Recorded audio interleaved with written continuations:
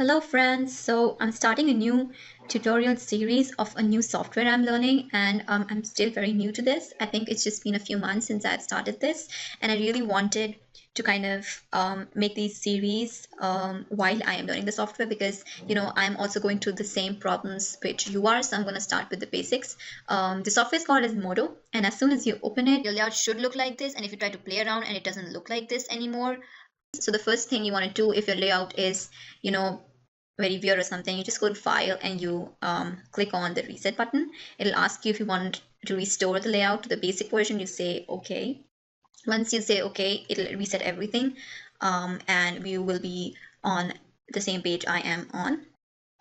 So the first thing you can see is a normal menu bar like all the other softwares. These menu bars basically have everything the software can do, but we always start softwares by using these menus, and then we get used to all these shortcuts which are like here, and we don't ever use them again. But if you don't like using a lot of shortcuts, you can just do anything and everything from this menu bar. Now on the next, I don't know if it's a row or a column, but the next line you can see what we call as a workspace tab, and it basically has so many tabs by function, and they do a lot of stuff. You can absolutely do anything in these tabs, and every tab is basically meant to do some kind of function, but you can, I think, do anything in any tab. But like when you toggle between these tabs, the set of tools kind of change. So when you're in the paint tab, everything relating to paint is here. When you're on the render tab, all the tools relating to rendering will be there. So like the layout changes.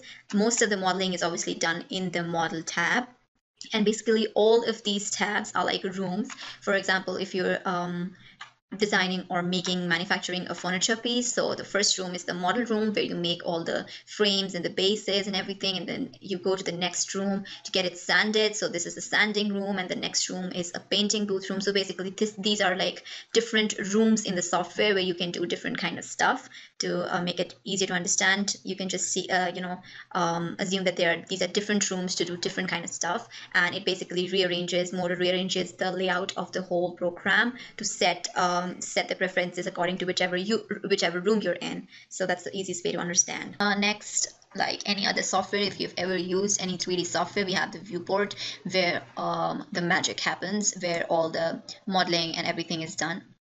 So that's the viewport, and at the right hand side you have the properties and lists, and they basically show you information about what is open, what is not, what's active, what isn't, in different kind of ways. So basically it shows information about the viewport and stuff happening here in different ways, and you will get to know a lot of stuff it does at like later tutorials, and it's gonna be fun. Now there are ways you can move around the viewport, and there are like buttons here.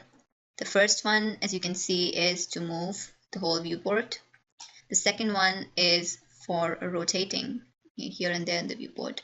The third one is zooming in, zooming out. And the fourth one is basically all the viewports. So if you like keep pressing on it, you will see a lot of viewports, and then you can zoom back in. Now this can be tiring, so you will need to know the shortcuts. The shortcuts of panning in the viewport is Shift plus Alt and your left mouse button. You can pan through this.